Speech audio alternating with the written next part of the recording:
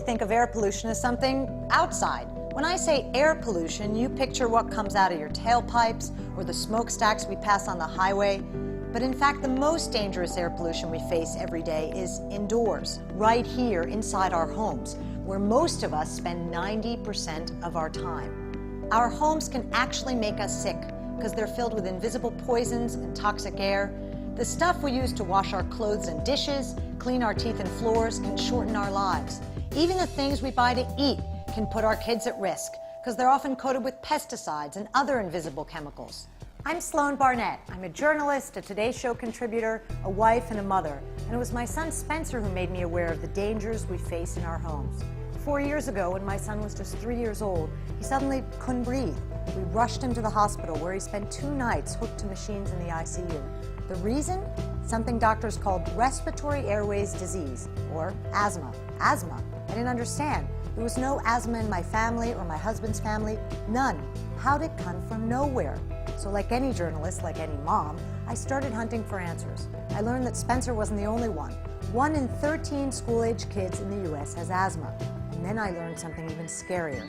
Scientists have found a link between the use of conventional cleaning products and the rise in asthma rates, meaning the cause of my son's asthma may have been me. I was poisoning my own son. So I did what any of you would have done. I jumped in head first and changed the way I was living. I also wrote a book to help you do it too. Green Goes With Everything is an easy-to-understand guide to living your healthiest life. It's about solutions, not doom and gloom. We've all had enough of that. It's straight talk and recommendations that'll save you money and may save your life. I start my book where I start most days, in the kitchen. I want to show you the good and the bad. Let's start with the bad. Soda, bottled water, sugary yogurts, fruits and veggies that you think you're proud of but are actually sprayed with all kinds of chemicals, processed meats, oh, don't get me started, and the dreaded white bread. So let's go to the good side, your new life. Check out these organic fruits and veggies. Nothing but vitamins, hold the pesticides. Organic milk, 3 different kinds because everyone in my house needs something different. Organic cheese, organic eggs, and my beloved organic chicken. I'm proud of this fridge. It makes a statement, and yours can too.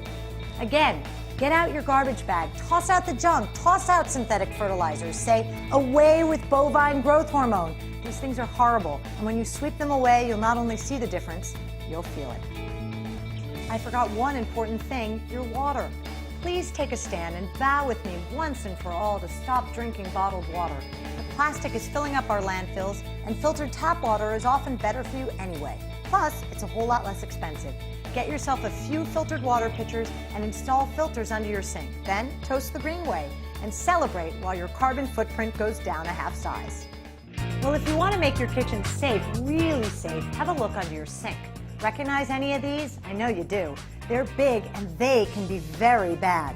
Take a look at what's in them. What a witch's brew. Many of these words you can't pronounce, you also shouldn't ingest, absorb, or inhale. These are toxins that have caused illnesses in animals, some in humans, and many have not been tested at all.